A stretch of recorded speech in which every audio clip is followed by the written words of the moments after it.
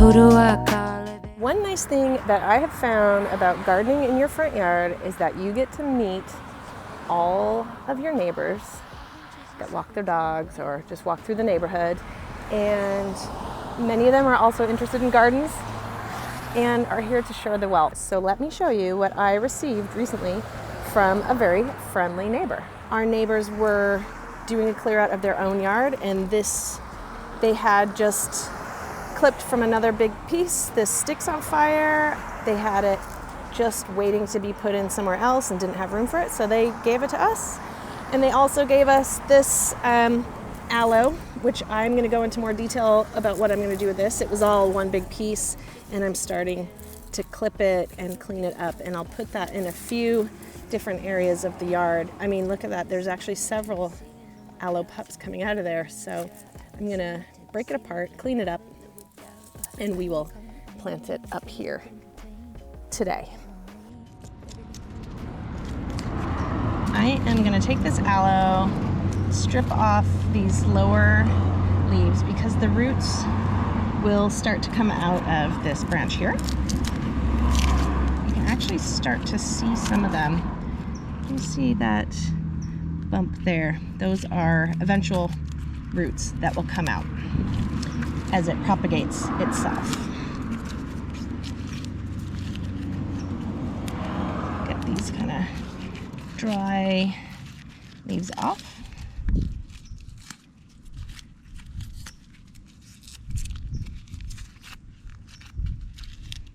And that's looking pretty good. This is going to give us a lot of places, this plant a lot of chances for roots to come out and still be a sort of big enough plant to look a little bit more interesting. I might wash it down. Oh, I just broke a leaf there. No big deal. Let's see, it's been kind of sitting amongst the weeds. We'll just get it nice and cleaned up. And then with its brother plant, so some of these, I think, rather than keep these all together, I'm going to take these apart and make it a few smaller ones. So I'm just going to cut that.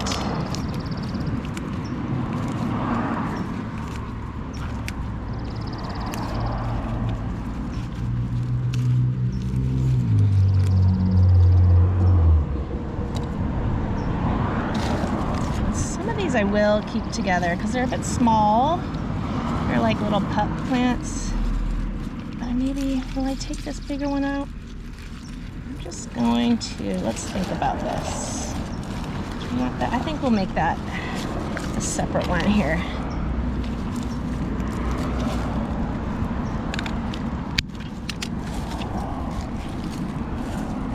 That'll look a little bit better. And I'm going to remove this stalk from here. I'm going to cut, we just don't need it. Might cut that down and just get this nicely cleaned up. But all these pups are kind of young. They'd be okay if you put them in a pot, but since I just kind of want to keep them in the front yard, I'm going to keep them together like that. So to show you what I've done here, I've kind of dug a loose hole like this, stuck in some Patio Plus, trimmed this down here. You'll see where the roots will start to come out of here. And I'm quite simply going to stick it into my little hole until there's no more of the stem showing.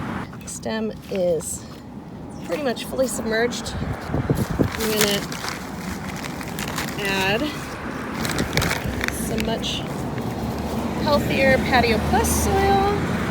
I have got my irrigation sprinkler nearby, so it can establish itself. These are great because you can move them to different parts of the area. So one here. It probably would have been wiser to do this not on a very hot July day, but I just wanted to get them in.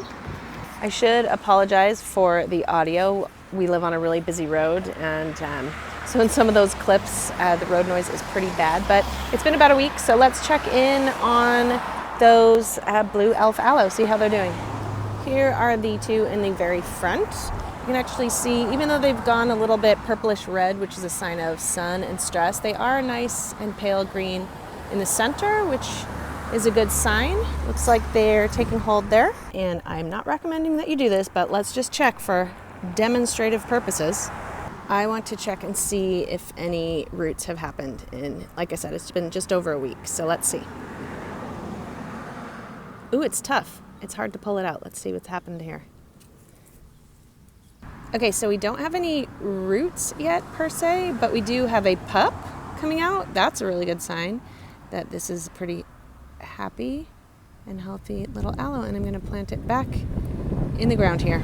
So the same method works for most all aloes for propagation. Just clean off those leaves, make sure the stems are way down in some nice loose cactus mixed soil, and you should be good. Here they are in the whole yard, which eventually will fill in with lots of other aloes, agaves, and other succulents to become a nice drought-tolerant landscape, little by little. Thanks so much for watching. Please subscribe. I'm hoping to add more tips and tricks on this channel soon, and you can also check me out over on TikTok. That's where I'm the most active with really short videos all about free plants. Bye. I've been chasing secrets in your heirloom.